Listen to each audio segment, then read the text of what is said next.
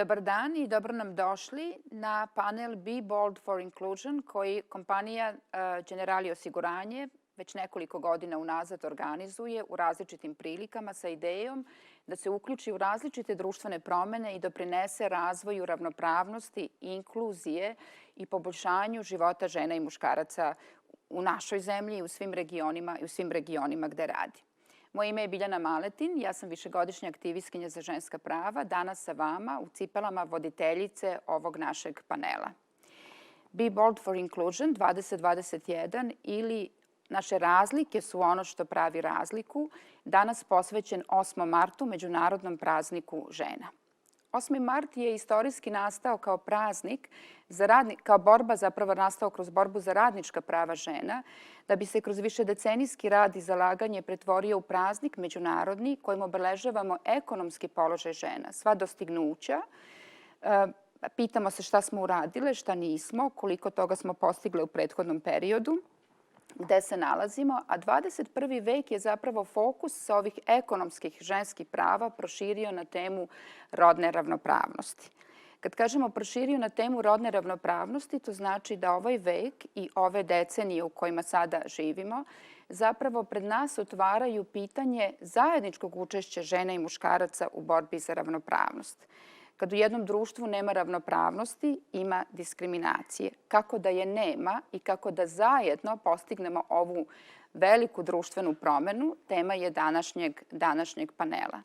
Ravnopravnost je toliko velika društvena promena da je neophodno da svi akteri učestvuju u borbi za ravnopravnost. Zato mi je veliko zadovoljstvo da danas na ovom panelu pozdravim predsednika izvršnog odbora i direktora kompanije Generali, Dragana Filipovića. Dobar dan i dobro nam došli. Dobar dan, hvala. Vi ste nam ne samo direktor, nego i saveznik. Jako je važno da na ovom panelu žene i muškarci sede zajedno rame uz rame, izvinjavam se.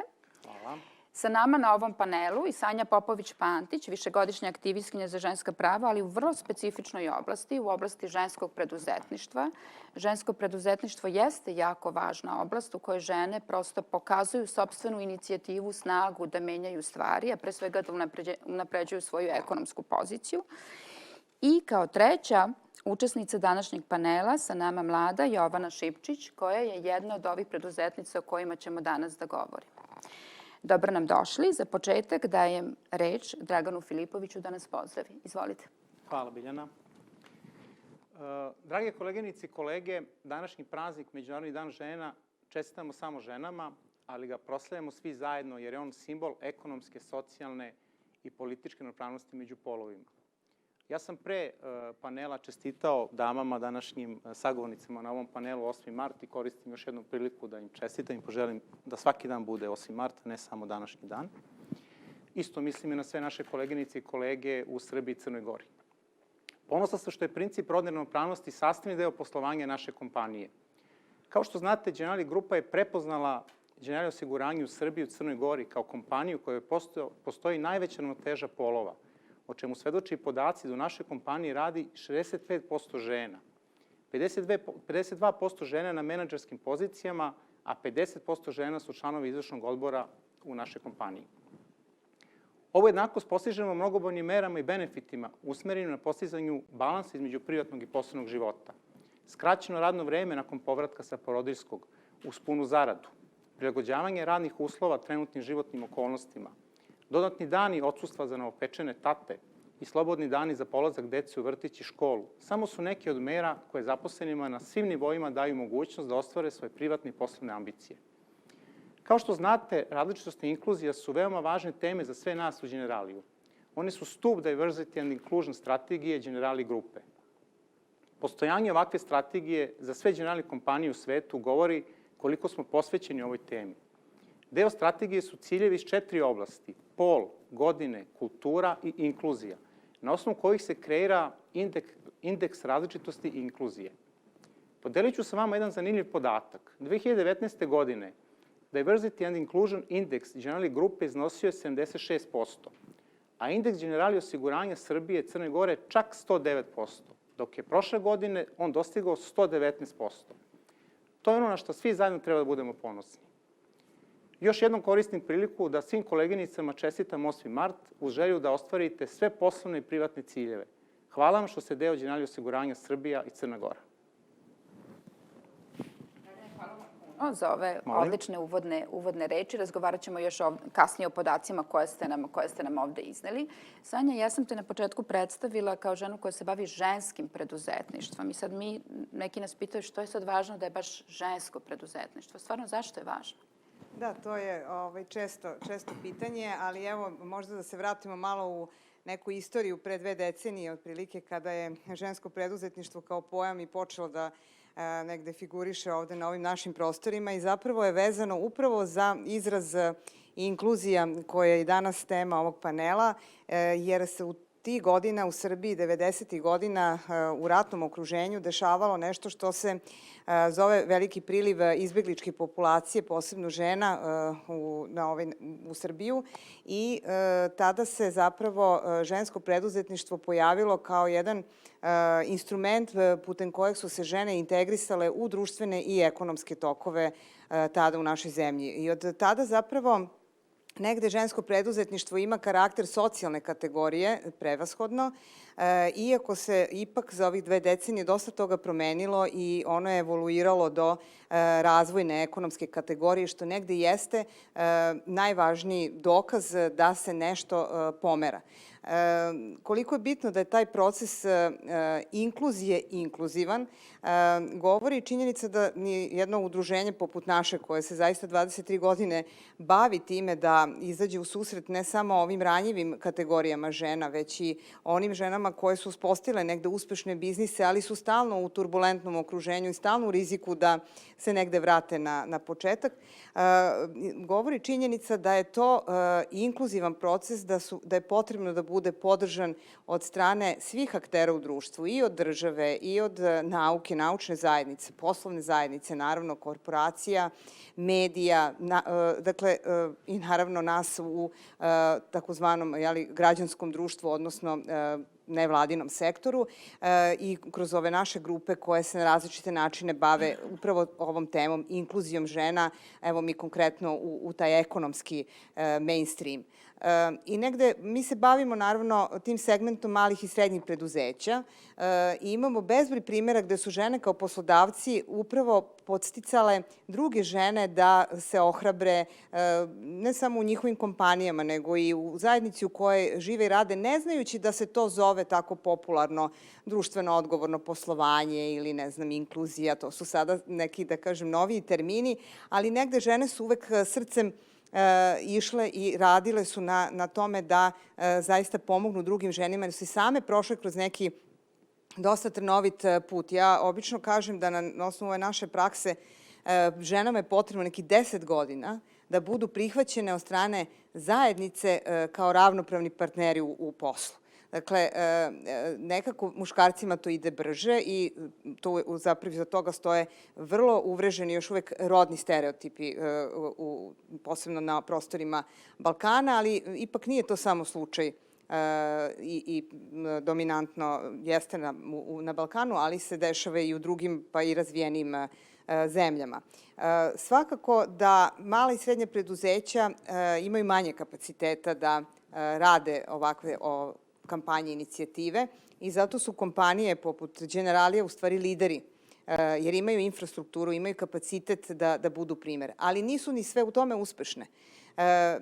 Udruženje poslovnih žena Srbije već godinama dodeljuje nagradu Cvet uspeha za ženu zmaja i od pre 3 godine uveli smo kategoriju rodno najsenzitivnija kompanija. Baš u želji da negde osvetlimo i javnosti prikažemo te dobre primere. Kompanija Generali je bila godinama među finalistima, prošle godine je dobila prvu nagradu. Ali evo i zašto. Zapravo dosta kompanija dosta toga radi unutar svoje strukture da unapredi položaj žena, ali kompanija Generali uradila još jedan korak napred i svake godine zapravo, pošto to pratimo, je išla negde korak ispred. Uključila je žena u lanac dobavljača. I to je nešto jako važno kada govorimo o održivosti, koji je isto vrlo popularan termin, ali zapravo znači da stvarno i realno pokažemo na primjeru da smo svi deo jednog ekosistema.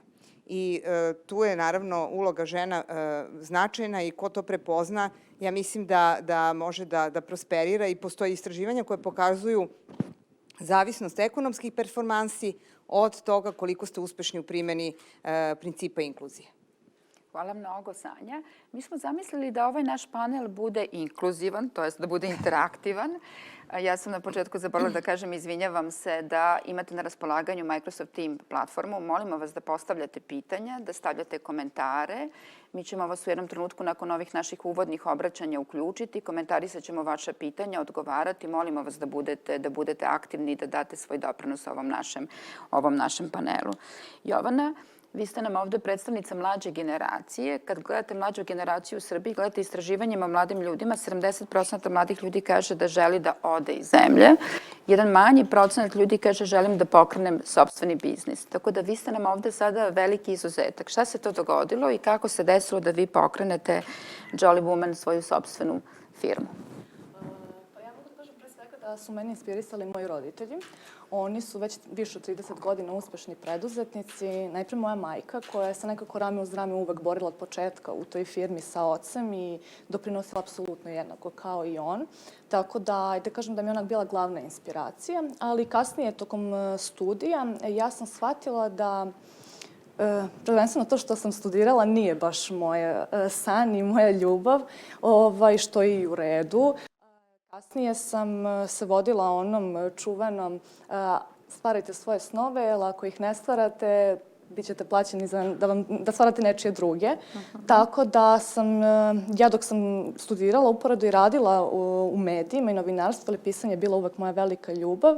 I kažem, eto, dok sam radila za te druge preduzetnike, ja sam shvatila u stvari da ja mogu sama, da prosto imam snage, da imam podršku od roditelja, kasnije od supruga.